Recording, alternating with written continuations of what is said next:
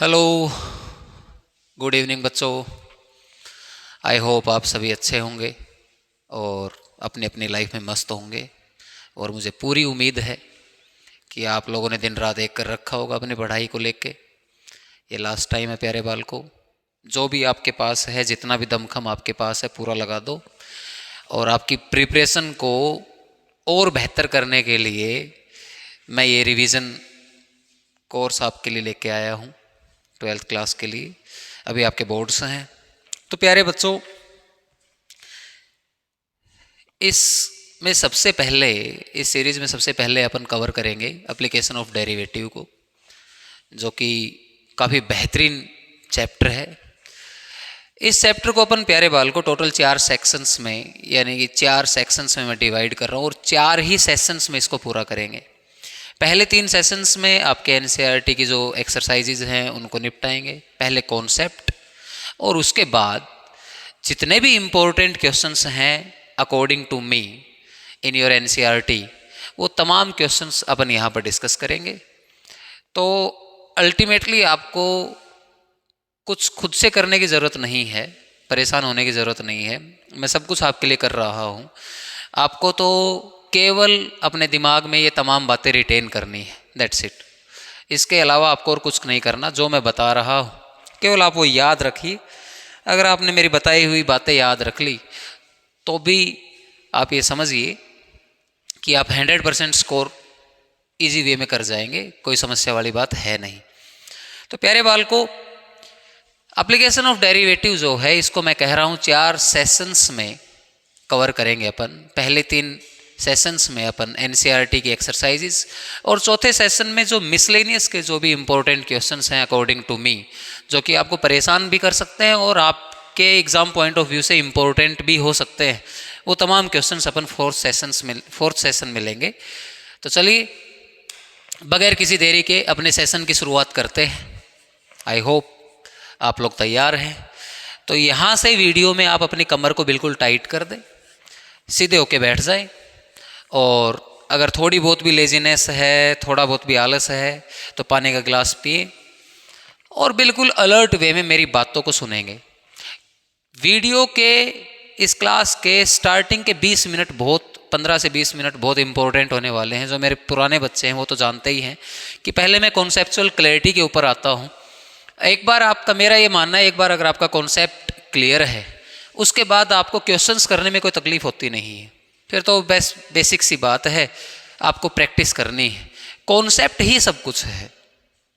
तो प्यारे बाल को, आइए सेशन की शुरुआत करते हैं। बिल्कुल चौकन्ने होकर बातों को सुनना, ध्यान से सुनना और समझने की कोशिश करना। तरीका मेरा थोड़ा सा, आप ये मान के चलिए, कॉन्सेप्चुअल ज़्यादा है। कॉन्सेप्ट अगर आप पकड़ गए, उसके बाद कुछ भी नहीं है इसके अंदर।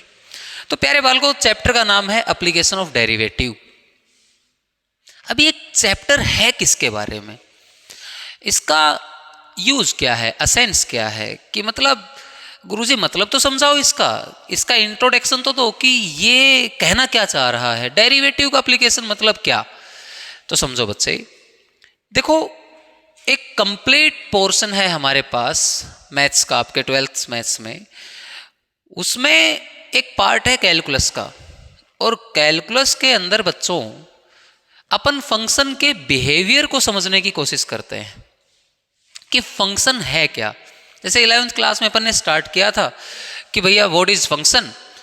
अब 12th क्लास में हम मोर ओवर फंक्शन के बारे में जानना चाहते हैं। क्या है वो तो अपन ने 11th में सीख लिया, 12th क्लास में अपन फंक्शन के बारे में जानना चाहते हैं। जैसे कि आप समझते हो ना कि पहले तो आपके दिमाग में आएगा कि कौन रविंदर सर, उसके बाद जब आप ये जान लेते हैं अच्छा रविंदर सर ये है, फिर आप उस पर्टिकुलर व्यक्ति के बारे में जानने की कोशिश करते हैं, अच्छा इनका व्यवहार कैसा है, ये कैसे बातें करते हैं, कहीं ये बदतमीज़ तो नहीं, तो ये इनका बोलने का तरीका क्या है, कि क्या पर्सनैलिटी, अच्छा इनको कैसा आता है। ये तमाम जो बातें हैं यही बिहेवियर का पार्ट है।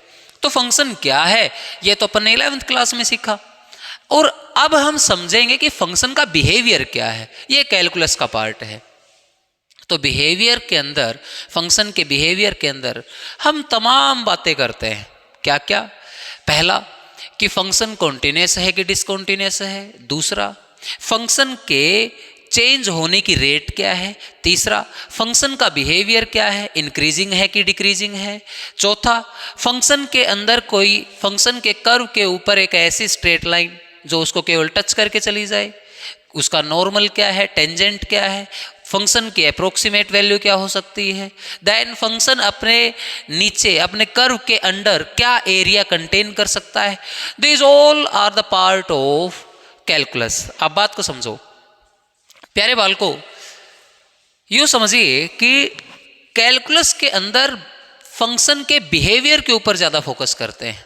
अब देखो तो कोई तो तरीका होगा फंक्शन के बिहेवियर को जानने के लिए। उनमें से ये जितने भी बातें अपन ने की, इनमें से कुछ बातों के लिए, जैसे कॉन्टिन्यूटी के लिए, डिसकॉन्टिन्यूटी के लिए, फंक्शन की डिफरेंशिएबिलिटी को चेक करने के लिए we use a particular mathematical tool which is concept of limit.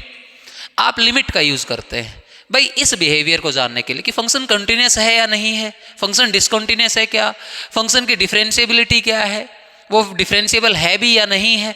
ये तमाम बातें हम सीख पाते हैं, समझ पाते हैं with the help of limits. तो एक मैथमेटिकल टूल हो गया लिमिट। अब ऐसे ही जैसे फंक्शन की रेट क्या है, उसके चेंज होने की रेट क्या है, फंक्शन का इंक्रीजिंग और डिक्रीजिंग बिहेवियर क्या है, फंक्शन के कर्व के ऊपर टेंजेंट एंड नॉर्मल क्या है, उसकी अप्रोक्सीमेट वैल्यू क्या हो सकती है, उसका मैक्सिमम वैल्यू क्या हो सकती है, उसकी मिनिमम वैल्यू क्या हो सकती है। ये तमाम बातें, ये जितने भी अब जो मैंने बताए हैं, जितने बिहेवियर्स मैंने आपको बताए हैं, ये सारे के सारे बिहेवियर्स को जानने के लिए एक मैथमेटिकल टूल है जिसका नाम है डिफरेंशिएशन। तो डिफरेंशिएशन क्या होता है, कैसे करते हैं, ये बात आपने MOD के अंदर पढ़ी है, 5वें चैप्टर के अंदर पढ़ी है। डिफरेंशिएबिलिटी के अंदर आपने जाना है कि how to differentiate a given function, ये 5th चैप्टर में अपन ने सीखा। अब उस जो कॉन्सेप्ट आपने वहां से डेवलप किया है, अब उसका यूज समझेंगे to understand the behaviour of the function. That's why 6th chapter हमारा है एप्लीकेशन ऑफ डेरिवेटिव। तो प्यारे बालकों, आई होप आपको इंट्रोडक्शन इसका समझ में आ गया होगा कि डिफरेंशिएशन का यूज क्या है। तो हम एक्चुअली में 5 यूज देखते हैं, लेकिन आपके कोर्स में प्यारे बालकों 3 ही हैं। पहले हम 2 बिहेवियर और देखते थे, अप्रोक्सीमेट वैल्यू, फंक्शन के कर्व के ऊपर टेंजेंट एंड नॉर्मल। अब वो इसका पार्ट नहीं रहा, अब केवल 3 बातें अपने को कवर करनी है, जिसमें आज के पहले सेशन में अपन स्टार्ट करेंगे रेट ऑफ चेंज से। तो प्यारे बालकों, आइए रेट ऑफ चेंज को समझते हैं। देखो पहले मैं थोड़ा सा क्वेश्चन को करवाने से पहले, इस क्वेश्चन को डिस्कस करने से पहले, इजी सा क्वेश्चन है, कोई खास बात नहीं है। इस क्वेश्चन को करवाने से पहले मैं आपके अंदर एक अंडरस्टैंडिंग डेवलप करना चाह रहा हूं। तो प्यारे बालकों सुनो क्या कह रहा हूं मैं, समझिए। प्यारे प्यारे बच्चों,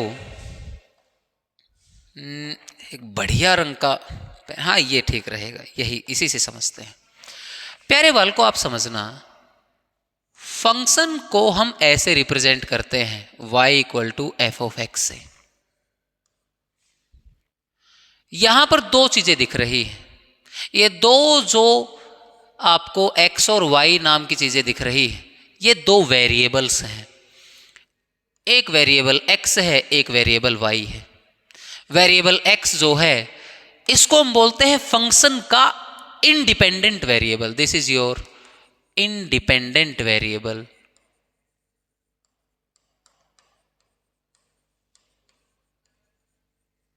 y जो है, ये है फंक्शन का डिपेंडेंट वेरिएबल।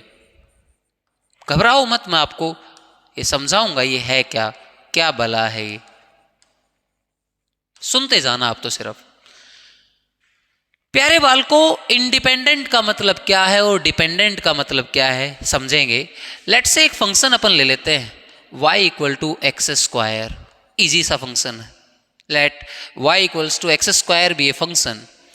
प्यारे बालकों, आप जानते हैं कि भैया इंडिपेंडेंट का मतलब होता है आजाद होना, कि जो किसी के अंदर बाउंडेड नहीं है, यानी कि किसी की कंडीशंस के अंदर बाउंडेड नहीं, वो अपना मन का मालिक है, अपने मन की मर्जी से वो चलता है। तो ऐसा काम यहां पर x कर रहा है। आप x की वैल्यूज को इंसर्ट करते हैं और आपको उसके बदले में y मिलता है। आप यूँ समझिए कि फंक्शन अगर f है तो f एक ऐसी मशीन है जिसको आप कुछ इनपुट देते हैं और बदले में आपको कुछ आउटपुट मिलता है। x आप इसके अंदर वो इनपुट है जो भेजते हैं, जो इंसर्ट करते हैं, और इसके बदले में आपको y आउटपुट मिलता है। x यहाँ पर आप आज़ाद होके, फ्री माइंड होके, बस मेक श्योर फंक्शन डिफाइंड हो, बस फंक्शन डिफाइंड हो, उसको ध्यान में रखते हुए आप x को भेजते हैं इंडिपेंडेंटली, विदाउट एनी थॉट। अभी जैसे आपने देखा एक्स स्क्वायर, अब एक्स स्क्वायर तो हर x के लिए डिफाइंड है, तो आप x की वैल्यू 1 2 3 4 एंड सो ऑन कुछ भी आप भेज सकते हैं इंडिपेंडेंट मैनर में। आपने मान लो x की वैल्यू 1 भेजी, आपने इस फंक्शन के अकॉर्डिंग आप कहेंगे कुछ नहीं करना, अपने को तो जो x दिया है उसका क्या करना है, स्क्वायर। तो जैसे ही आप 1 को भेजेंगे और 1 का square, we will get value of y is 1, यानी कि y भी क्या मिला हमें, 1 मिला। लेकिन जब मैं x को 2 भेजूंगा तो 2 का स्क्वायर हो जाएगा 4। ये सारी फंक्शन की बातें हैं। जैसे मैं x की वैल्यू 3 भेजूंगा, y की वैल्यू हो जाएगी 9, और भी कुछ आप भेज सकते हैं। बात को समझिए, x तो आपने विदाउट एनी थॉट भेजा, यानी कि x को भेजते वक्त तो आप इंडिपेंडेंट थे, आजाद थे, लेकिन y की तो डिपेंडेंसी x के ऊपर है। x ही तो वो फैक्टर है जो डिसाइड कर रहा है कि y कैसा दिखेगा। अभी y की वैल्यू 1 है, वो क्यों, क्योंकि 1 का जो स्क्वायर है वो 1 के बराबर होता है। y की वैल्यू 4 क्यों है, क्योंकि आपके पास ये 2 जो है इसका आपने स्क्वायर किया तो आपको 4 मिला। तो प्यारे बाल को, y की डिपेंडेंसी है x के ऊपर, तो y तो कहलाया डिपेंडेंट वेरिएबल और x कहलाया इंडिपेंडेंट वेरिएबल। ये तो फंक्शन की बात थी, थोड़ा सा आइडिया मैंने आपको दे दिया है। अब बात करते हैं पहली एप्लीकेशन, रेट ऑफ चेंज के कॉन्सेप्ट को डेवलप करते हैं कि भैया वो आया कहाँ से, आइडिया क्या है उसके पीछे, समझिए। वापिस आते हैं, आपने देखा कि y equal to x square नाम का जो फंक्शन, इसको अपन ने अभी अभी समझा, तो क्या है कि भैया y की वैल्यू 1 मिली जब अपन ने x की वैल्यू 1 ली, जब x की वैल्यू 2 ली तो y हमें 4 मिला, जब x की वैल्यू 3 ली तो y हमें 9 मिला। प्यारे बाल को सुनना, जब मैं इस क्वांटिटी के अंदर एक चेंज कर रहा हूं, इनिशियली जब x की वैल्यू 1 थी और मैंने इसको 1 से बढ़ा के 2 किया है, तो मैंने x के अंदर कुछ चेंज डेवलप किया है।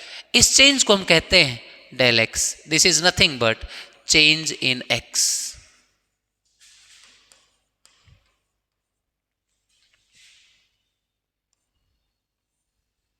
और आप पाएंगे x के अंदर जो ये चेंज किया है, इसकी वजह से y के अंदर भी एक चेंज डेवलप हो गया है, तो इसको हम बोलेंगे del y। This is your change in y। This is change in x। और इस चेंज इन x यानी कि x के अंदर बदलाव करने पर y के अंदर चेंज डेवलप हो गया। इन दोनों क्वांटिटीज का जो रेशियो है उसको मैं ऐसे बोल सकता हूं कि अच्छा, x को इतना बदला तो y में इतना बदलाव आया। इस बात को मतलब अंग्रेजी भाषा में कैसे लिखेंगे, आप कहेंगे चेंज इन y किसकी वजह से आया, x की वजह से। तो x की तुलना में y में क्या चेंज है, चेंज इन x। प्यारे बाल को, ये जो change in y with respect to change in x है, यही वो आइडिया है जो कि डिफरेंशिएशन नाम से आप पढ़ते हैं। एक्चुअली में डेरिवेटिव और कुछ भी नहीं। जब मैं ये कह दूं अभी यहां तो मैंने चेंज फिर भी कुछ सिग्निफिकेंट किया है, यानी कि आप देख पा रहे हैं, मैं कहता हूं जब ये चेंज बहुत छोटा होगा x के अंदर, मतलब x को आपने जरा सा चेंज किया है, कितना चेंज किया है, लगभग 0 के बराबर। When change in x tending to 0, उस वक्त y के अंदर जो चेंज है, उस वक्त जो y के अंदर चेंज है, when del x tending to 0, उस वक्त y के अंदर जो चेंज है, और इनका जो ये आपसी रेशियो है, रेशियो को आप ऐसे तो लिखेंगे del y upon del x। और कोई चीज टेंड कर रही है 0 की तरफ, तो आप इसको कैसे कहेंगे, गुरुजी ये तो कॉन्सेप्ट ऑफ लिमिट है। Tending to something is concept of limit. That means हम कह सकते हैं limit del x tending to 0 del y upon del x, इसी चीज को हम बोल देते हैं प्यारे बाल को dy बाई डी एक्स। तो मैं इस बात को यूं समझाता हूं कि ये कुछ नहीं, dy बाई डी एक्स कुछ नहीं, एक्चुअली में चेंज इन x उसके वजह से चेंज इन y ही है। अब वो चेंज छोटा सा है, इसी चीज को आप फिजिक्स के अंदर इंस्टेंट के नाम से भी पढ़ते हैं। जैसे आपने पढ़ा हुआ इंस्टेंटेनियस वेलोसिटी, इंस्टेंटेनियस स्पीड, ये सारी तमाम बातें आप यहां पर देखते हैं। एक्चुअली में वो चेंज बहुत छोटा है। जैसे मैं ये कह रहा हूं किसी इंस्टेंट के ऊपर, यानी कि अभी मैंने बोला, अभी बोलते बोलते अब क्या है, तो इससे पहले जो कर रहा था और अब जो मैं कह रहा हूं उसमें कोई खास चेंज नहीं है। एक चीज चल रही है, इस पॉइंट के बाद जस्ट अगले वाले पे, यानी कि इसी इंस्टेंट की बात कर रहा हूं, तो चेंज ना के बराबर है, इट इज अप्रोक्सीमेटली 0। तो उस वक्त जो ये चीज है यही कहलाती है dy by D x. I hope आपको समझ में आया होगा। अब यहां से दिमाग में आया कि अच्छा जी, dy बाई डी एक्स का मतलब ये है कि x में जो चेंज है उसकी वजह से y में जो चेंज आया उनका आपसी रेशियो, और रेशियो क्या करता है, चीजों को कंपेयर करता है, यानी कि कितना x में बदलाव y में कितना बदलाव जनरेट कर पा रहा है, यही तो रेट होती है। इसी को तो रेट बोलते हैं कि भैया, जैसे आप कहते हैं कि इंस्टेंटेनियस वेलोसिटी क्या है, तो rate of change of displacement with respect to time. समय में थोड़ा सा बदलाव किया, उसकी वजह से डिस्प्लेसमेंट में जो चेंज है उसके रेट आपकी वेलोसिटी कहलाती है। तो उसी को आप बोलते थे ds बाई डी टी। तो एक्चुअली में रेट कुछ और नहीं, this dy by D x. आप dy बाई डी एक्स को ही रेट कह सकते हैं, यानी कि इस बात को अगर मैं ऐसे लिख दूं, जो अभी अभी हमने समझा, इस बात को अब ऐसे लिख दें, जैसे समझा क्या है, change in y with respect to change in x, पढ़ा तो ये था। इसी बात को अपन ऐसे लिख सकते हैं, ये किसके बराबर है, this is your dy by D x. इसी बात को अपन क्या कह सकते हैं अब, कि भैया यही तो रेट होती है, तो rate of change of y with respect to x, this is your dy by dx। दोनों स्टेटमेंट का मतलब सेम है, चाहे आप ये कहें चाहे आप ये कहें, दोनों बातों का मतलब सेम है। आई होप आप बात को समझ पाए होंगे। तो मोटा मोटा कॉन्सेप्ट ये डेवलप हुआ कि अगर भैया आपको किसी भी चीज के चेंज की रेट निकालनी है, तो आप ये देखिए कि वो पर्टिकुलर क्वांटिटी डिपेंड किसके ऊपर करती है। जैसे यहां पर मेरे को चाहिए rate of change of y, तो मैंने इसकी डिपेंडेंसी को देखा कि y जो है ये डिपेंड करता है x नाम के वेरिएबल के ऊपर। जिस चीज के ऊपर ये पर्टिकुलर क्वांटिटी, ये पर्टिकुलर वेरिएबल, ये फंक्शन डिपेंड कर रहा है, उस क्वांटिटी के रेस्पेक्ट में आप डेरिवेटिव निकाल लो, आपको मिल जाएगी रेट। फिर से समझा रहा हूं, आप चाहते थे y के चेंज की रेट, तो आप केवल ये देखिए कि y की डिपेंडेंसी किसके ऊपर, आपने कहा x के ऊपर, तो कुछ मत करो मेरे प्यारे बाल को, differentiate y with respect to x, we will get the rate, हमें ये चेंज की रेट मिल जाएगी। इजी सा कॉन्सेप्ट है। कोई बच्चा कहता है गुरुजी f की डिपेंडेंसी है t पे, तो बताइए f की रेट क्या होगी। कुछ नहीं मेरे बच्चों, just differentiate f with respect to t, you will get the rate of change of f with respect to t। Easy सा कॉन्सेप्ट है, समझ में आ गया होगा। क्वेश्चंस के माध्यम से अब इसको समझते हैं कि क्वेश्चंस में इसको कैसे डेवलप करेंगे। आप तो एक बात समझिए, वैसे दिमाग में होना चाहिए कि फंक्शन की अगर आपको रेट ऑफ चेंज निकालनी है, तो आप सिर्फ ये देख लें कि फंक्शन की डिपेंडेंसी किसके ऊपर है, वो डिपेंड किस पे कर रहा है।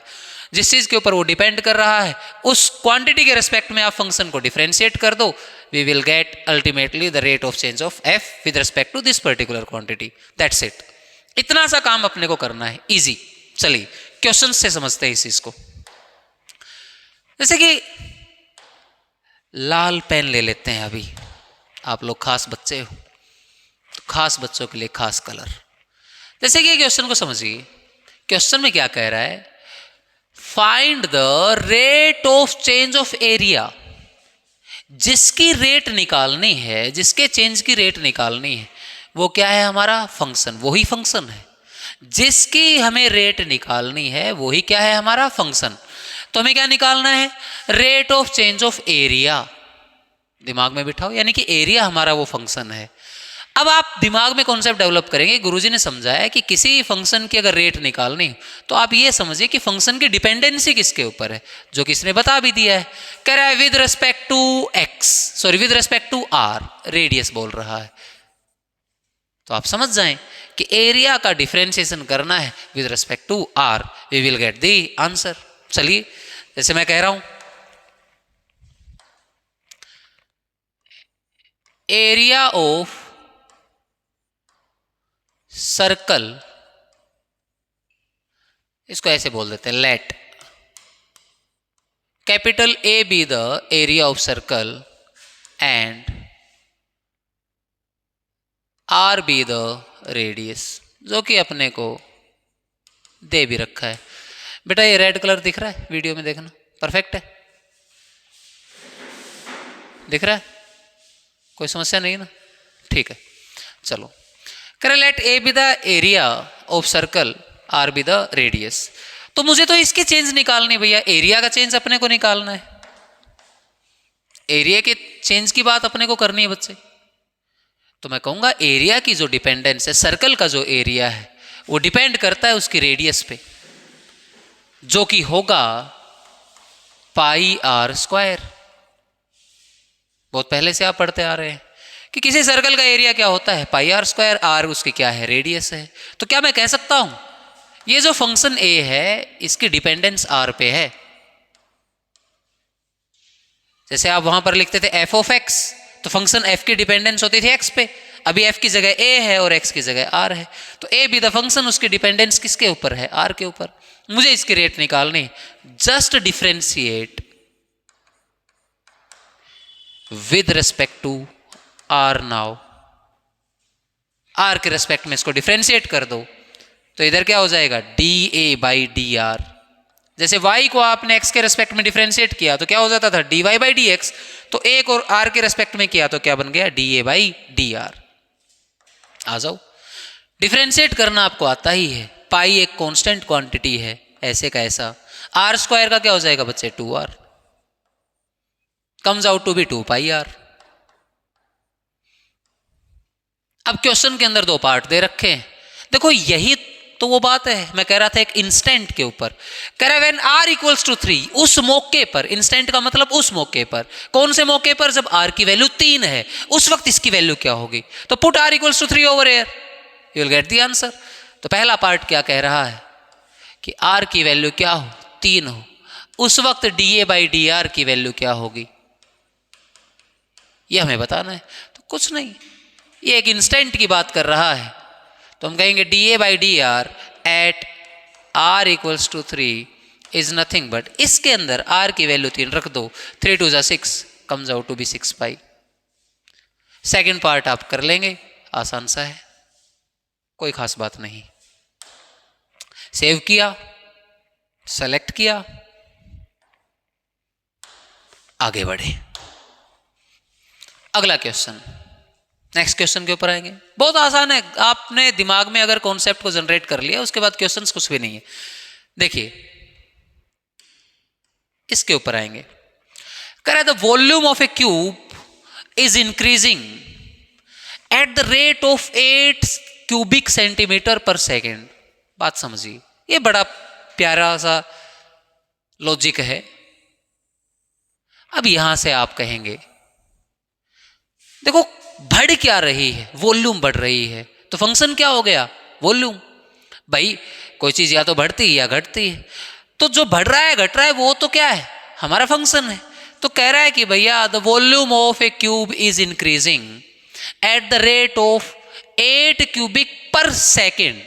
8 क्यूबिक सेंटीमीटर पर सेकेंड, यानी कि हर सेकेंड वॉल्यूम के अंदर जो चेंज है वो 8 यूनिट का है मेरे बच्चे। इसका मतलब अगर if we change time by 1 second, change in volume will be 8 unit. सही चल रहा है, कोई दिक्कत नहीं है, ठीक है। तो हम कहां थे? मैं आपको समझा रहा था ये 8 क्यूबिक सेंटीमीटर पर सेकेंड का मतलब क्या है। तो आप कहेंगे गुरुजी टाइम के रेस्पेक्ट में वॉल्यूम का चेंज दे रखा है, समय के साथ वॉल्यूम में बदलाव हो रहा है। तो इसका मतलब गुरुजी ये तो आसान सी बात है कि पक्का आपने ये कहा है वॉल्यूम जो है वो टाइम के साथ बदल रही है, तो पक्का क्वेश्चन में कहीं ना कहीं dv बाई dt की बात कर रहा है, जिस चीज के ऊपर फंक्शन डिपेंड करता है। और अगर आप रेट निकालना चाहते हैं तो आप उस क्वांटिटी को, उस फंक्शन को उस क्वांटिटी के रेस्पेक्ट में डिफरेंशिएट कर दो। तो dv बाई dt की वैल्यू प्यारे बच्चों हमें दे रखी है 8 क्यूबिक सेंटीमीटर पर second. This is what we have given. बात को समझना, पहले के स्टार्टिंग के क्वेश्चन में बहुत स्लो चल रहा हूं, फिर धीरे धीरे मैं स्पीड बढ़ा दूंगा। अब देखते चलो। अब एक बच्चा कहेगा गुरुजी रुको, आप क्या बात कर रहे हो? किसी क्यूब की जो वॉल्यूम है वो तो क्यूब की साइड की लेंथ के ऊपर डिपेंड करती है, और आप तो कह रहे हो वॉल्यूम जो है वो टाइम के ऊपर डिपेंड कर रही है। गुरुजी ये बात कुछ हमें दिमाग में मतलब सेट नहीं हो रही, ये लॉजिक क्लियर कीजिए। हम तो बचपन से पढ़ते आए हैं किसी क्यूब की वॉल्यूम जो है वो बढ़ेगी घटेगी, ये तो किस चीज़ के ऊपर डिपेंड करता है भैया? जो क्यूब है उसकी साइड की लेंथ बढ़ रही है घट रही है, इस बात के ऊपर डिपेंड करेगा। और आप यहाँ कह रहे हो कि वॉल्यूम तो समय के साथ बढ़ रही है, तो इसका मतलब क्या है समझिए। प्यारे बाल को, नो डाउट आप बिल्कुल सही कह रहे हैं। वॉल्यूम तो डिपेंड, लेट्स से मैं क्यूब की साइड को ए से रिप्रेजेंट कर देता हूं, तो वॉल्यूम तो ए के ऊपर डिपेंड करेगी, लेकिन ए जो है वो टाइम के साथ बढ़ रहा है। बात समझ में नहीं आई होगी, बात समझिए क्या कह रहा हूं मैं। वॉल्यूम जो है, वॉल्यूम फंक्शन जो है, किसी क्यूब की जो वॉल्यूम है वो बढ़ी हो रही है, बढ़ रही है। इसका मतलब क्या? पक्का उस क्यूब की साइड बढ़ रही होगी। और जो ये बदलाव है वॉल्यूम के अंदर, ये तो समय के रेस्पेक्ट में हो रहा है, यानी कि समय के रेस्पेक्ट में विद रेस्पेक्ट टू टी आपकी साइड जो है क्यूब की वो बढ़ रही है। इसका मतलब ए जो है वो डिपेंड कर रहा है टी के ऊपर। समय के साथ length of the side of the cube बढ़ रहा है, उसकी वजह से समय के साथ वॉल्यूम भी बढ़ रही है। क्वेश्चन का मतलब ये है। आई होप आप समझ गए होंगे। और बच्चा कहेगा गुरुजी वॉल्यूम ऑफ क्यूब, जिसको आप अपन v से रिप्रेजेंट कर रहे हैं, अगर वो a का फंक्शन है, a उसकी अगर साइड है, तो बेटा वॉल्यूम का फॉर्मूला क्या होगा? a cube. तो v की तो वैल्यू क्या होगी? a cube. अब उठा के यहां रख देंगे, तो रखो। मैं इसकी dv बाई dt की बात कर रहा हूं, तो आप कहेंगे d by dt of a cube, इसकी वैल्यू 8 यूनिट है। कुछ नहीं किया, v की जगह जस्ट a क्यूब रखा है। अच्छा जी, डिफरेंशिएशन हमें करना आता है, चेन रूल। पहले पावर का किया तो बच्चे हो जाएगा 3a²। फिर देखो a तो जो है वो तो t के ऊपर डिपेंड कर रहा है, a की डिपेंडेंसी t पर है, तो डेरिवेटिव क्या कहलाएगा? dA by dt comes out to be 8। यहां से अपन dA बाई dt की वैल्यू निकाल लेंगे, जो कि हो जाएगी 8/3a²। ठीक है जी, जो दिया था उससे अपन यहां तक पहुंच गए। अब आगे बढ़ते हैं क्वेश्चन में। कह रहा है how fast is the surface area increasing? How fast is the surface area increasing? अपने को चेंज इन सरफेस एरिया निकालना है फॉर ए क्यूब। प्यारे बाल को मेरी बात समझिए, जब भी एनसीईआरटी के अंदर केवल आपको वर्ड सुनाई दे सरफेस एरिया, उसका मतलब होगा टोटल सरफेस एरिया। जब तक आपको words like lateral surface area, curved surface area, ये बातें नहीं दिखाई देती, आप अपने मन से नहीं मानेंगे। सरफेस एरिया बोले एनसीईआरटी के अकॉर्डिंग तो इसका मतलब होगा टोटल सरफेस एरिया। जब तक आपको कुछ भी ना कहा जाए तो word surface area means total surface area. तो हमें क्या निकालना है कि यहां से कर लेते हैं, यहां लिख लेते हैं, हमें निकालना है सरफेस एरिया के अंदर चेंज। लेट सरफेस एरिया को मैं एस से रिप्रेजेंट कर देता हूं। मेरे को निकालना है एस के अंदर change with respect to time कि भैया, और ये हमें इंस्टेंट भी दे दिया उसने, देखो ये वाली स्टेटमेंट कि जब लेंथ एज की जो लेंथ है वो 12 सेंटीमीटर हो, इस इंस्टेंट के ऊपर आप सरफेस एरिया के अंदर चेंज बताइए, रेट ऑफ चेंज बताइए, सरफेस एरिया किस स्पीड से बढ़ रहा है, किस रेट से बढ़ रहा है, ये हमें बताना है। तो आप कहेंगे कि आप टाइम के रेस्पेक्ट में सरफेस एरिया के अंदर चेंज देखना चाहते हो। तो मैंने क्या सिखाया, फंक्शन को जिसके रेस्पेक्ट में आप रेट निकालना चाहते हैं, फंक्शन की रेट जिसके रेस्पेक्ट में आप निकालना चाहते हैं, कुछ नहीं, आप उसके रेस्पेक्ट में उसको डिफरेंशिएट कर दीजिए।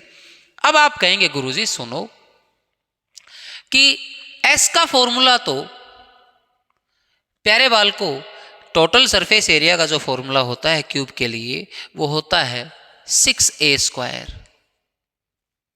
और आपको चाहिए ds/dt।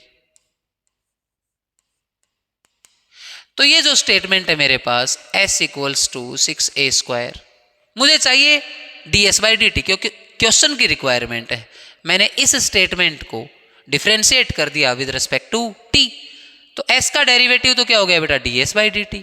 6 कांस्टेंट है एज इट इज, a² का क्या हो जाएगा 2a, और फर्दर a का अगर आपने डिफरेंशिएशन किया तो क्या हो जाएगा dA/dt। कुछ नहीं किया, सरफेस एरिया का टाइम के रेस्पेक्ट में अपने को रेट ऑफ चेंज निकालना था, तो मैंने कुछ नहीं किया, सरफेस एरिया का फॉर्मूला मैं जानता हूं, सरफेस एरिया के फॉर्मूले को मैंने लिखा और मैंने दोनों तरफ t के रेस्पेक्ट में डिफरेंशिएट कर दिया। अब dA/dt की वैल्यू तो अपन निकाल चुके हैं ना, रख दो यहां पर, ये जो वैल्यू आपने निकाली है यहां पर रखिए, dA/dt की जगह इसकी वैल्यू रख दो। तो 6 2 12, तो यहां तो क्या है हमारे पास 12a इंटू 8/3a², a से a उड़ा दो, 3 4 12, तो ये क्या है हमारे पास 32/a। This is your ds/dt। We got the value of ds/dt which is 32/a।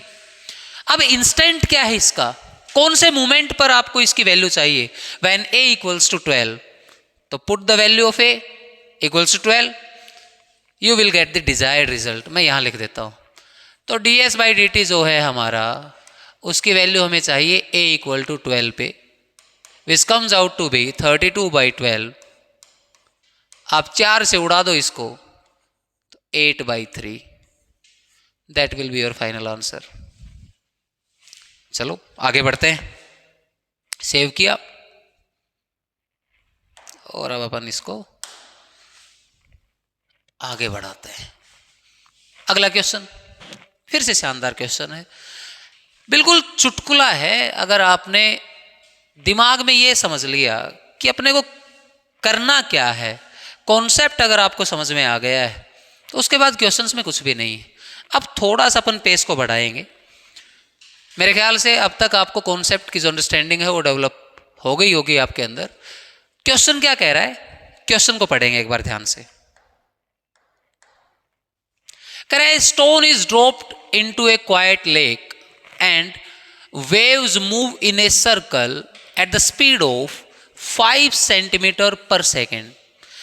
ये जो स्टेटमेंट इसने दी है प्यारे बच्चों, इस स्टेटमेंट का मतलब क्या है समझो। कहता है कोई शांत झील है, मान लो मैंने इसके अंदर ये पत्थर डाला, जैसे ही मैं लेक के अंदर एक स्टोन को फेंकूंगा तो प्यारे बाल को वेव्स फॉर्म होती हैं। बचपन में आप हमने सबने किया है।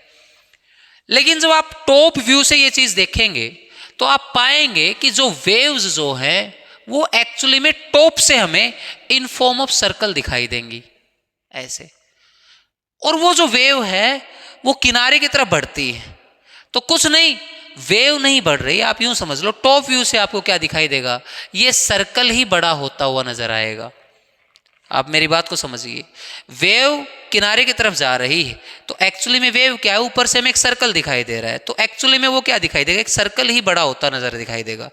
तो जिस स्पीड से वेव किनारे की तरफ दौड़ रही है उसी स्पीड से सर्कल बड़ा हो रहा है, और सर्कल बड़ा होने का मतलब क्या, सर्कल की रेडियस बड़ी हो रही है। तो एक्चुअली में ये जो आपके पास 5 सेंटीमीटर पर सेकेंड दे रखा है, ये कुछ और नहीं मेरे प्यारे बच्चों, आप ये समझिए dr/dt की वैल्यू है। We have been given dr/dt which is 5 centimetre पर second, that's what we have given. Now moving forward आप देखेंगे कह रहा है एट द इंस्टेंट क्या है, वो मौका क्या है जिसके ऊपर हमें बात करनी, कह रहा है when the radius of the circular wave is 8 centimetre. तो जब r की वैल्यू 8 है इस इंस्टेंट के ऊपर, व्हेन r इक्वल्स टू 8, उस वक्त हमें बात करनी है, किसकी बात करनी है, कह रहा है how fast is the enclosed area is increasing. ओहो, तो जिसकी रेट हमें निकालनी है वो क्या है, हमारा फंक्शन है। हमें एनक्लोज्ड एरिया जिस तरीके जैसे सर्कल बढ़ रहा है तो स्वाभाविक सी बात है, जो भी उसने सर्कल जो अपने अंदर एरिया एनक्लोज कर रहा है वो भी बढ़ रहा होगा, सर्कल का साइज बढ़ा तो एरिया भी बढ़ा सॉरी तो कह रहा है उस सर्कल का एरिया किस रेट से बढ़ रहा होगा। अगेन अब बात को समझेंगे आप, सर्कल का एरिया तो डिपेंड करता है सर्कल की रेडियस पे, और रेडियस डिपेंड कर रही है टाइम पे। तो आप यूं समझेंगे यानी कि ए की डिपेंडेंसी आर के ऊपर है और आर की डिपेंडेंसी टी पे है। तो एक्चुअली में अल्टीमेटली ए की डिपेंडेंसी किसके ऊपर आ गई, टी के ऊपर। ये सारे अगर ये समय में बदलाव ना हुआ होता तो आर में भी कोई चेंज नहीं हुआ होता और ए के अंदर भी कोई चेंज नहीं हुआ होता। तो ए के अंदर एरिया के अंदर जो चेंज है वो उसके लिए मेन वजह क्या है, ये समय है, ये टाइम है। यानी कि टाइम में बदलाव हुआ तो एरिया में बदलाव हो रहा है, कारण उसके पीछे ये रेडियस के अंदर चेंज है। अगर समय के साथ रेडियस में कोई बदलाव नहीं हुआ होता तो भी एरिया में कोई बदलाव नहीं हुआ होता। अल्टीमेटली मैं ये समझा रहा हूं, रेडियस बदल रही है समय के अकॉर्डिंग, जिसकी वजह से एरिया बदल रहा है। आप मेरी बात को समझ गए होंगे। तो एक्चुअली में क्वेश्चन में हमें क्या निकालना है, इस समय की वजह से एरिया के अंदर क्या चेंज आया, that means we need to find dA/dt। अपने को क्वेश्चन में क्या करना है, we need to find value of dA/dt। अब एक बच्चा कहेगा गुरुजी ए का फॉर्मूला तो यही पढ़ा है हमने, πr², अपने को निकालना है dA/dt। तो जो निकालना है उसके रिस्पेक्ट में डिफरेंशिएट कर दो ना भैया। तो इधर हो जाएगा dA/dt comes out to be, pi constant है एज इट इज रहा, r² का किया तो 2r और फिर r का किया तो dr/dt। और dr/dt की वैल्यू हमें गिवन है बच्चे, ये रही, उठा के रखो इसके अंदर, इक्वल्स टू 5। तो 5 2 = 10 πr, ये है हमारे पास dA/dt जिसकी वैल्यू हमें चाहिए व्हेन r इक्वल्स टू 8। ये इंस्टेंट है तो रख दो भैया, value of dA/dt at r equals to 8 which comes out to be 8 रखा है यहां पर, 10 8 = 80 comes out to be 80 pi।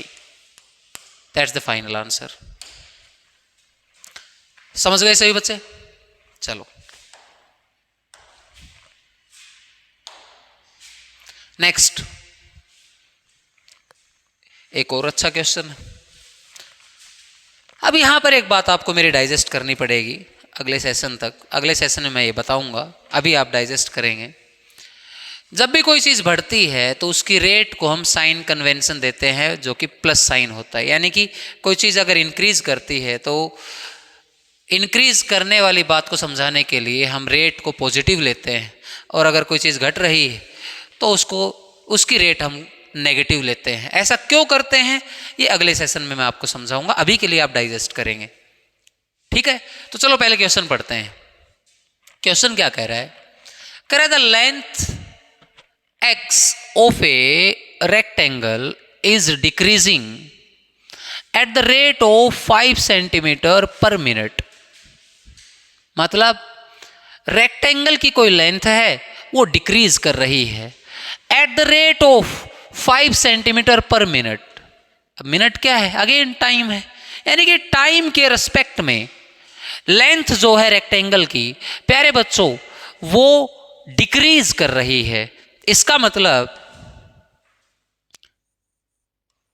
अगर x उसकी लेंथ है, इसके अंदर आप चेंज देख रहे हो विद रिस्पेक्ट टू t, जिसको आप लिखेंगे dx/dt। तो ये जो आपको 5 सेंटीमीटर पर सेकंड दे रखा है, ये कुछ और नहीं dx/dt ही है। अब जैसा कि ये डिक्रीज कर रहा है तो साइन कन्वेंशन के अकॉर्डिंग हम इसको क्या लेंगे? -5। यूनिट्स वगैरह मैं नहीं लिख रहा, कोई इतना ज़रूरी नहीं है, आप तो क्वेश्चन करते हैं। चलो मैं इसके लिए लिख देता हूँ, आगे फिर मैं नहीं लिखूँगा। ओ मिनट है ना, कैसे होगा? हाँ ऐसे। चलिए आगे बढ़ते हैं। कह रहा है the width y is increasing at the rate of 4 centimetre पर second, that means dy/dt, this is your increase कर रहा है, तो मैंने +4 ले लिया।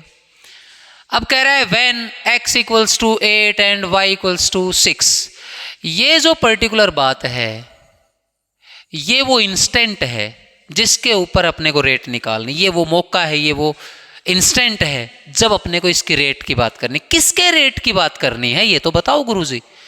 First one is perimeter, second one is area of rectangle. तो चलो स्टार्ट करते हैं। पहला पार्ट, मान लेता हूं मैं पेरीमीटर की बात करता हूं P से मैं पेरीमीटर को रिप्रेजेंट कर रहा हूं।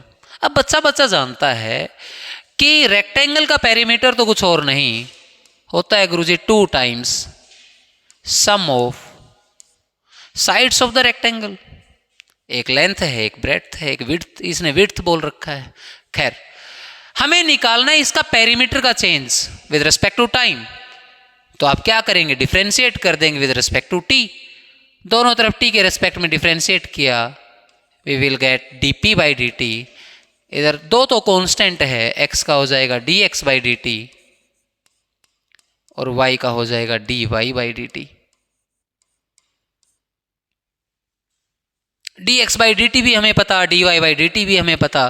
Put the values and get the answer. This is -5, this is +4, ultimately आ गया हमारे पास -2। जो ये माइनस साइन है ये रिप्रेजेंट कर रहा है कि पेरीमीटर एक्चुअली में डिक्रीज कर रहा है at the rate of 2। Negative sign का मतलब ही क्या है कि चीजें डिक्रीज कर रही है।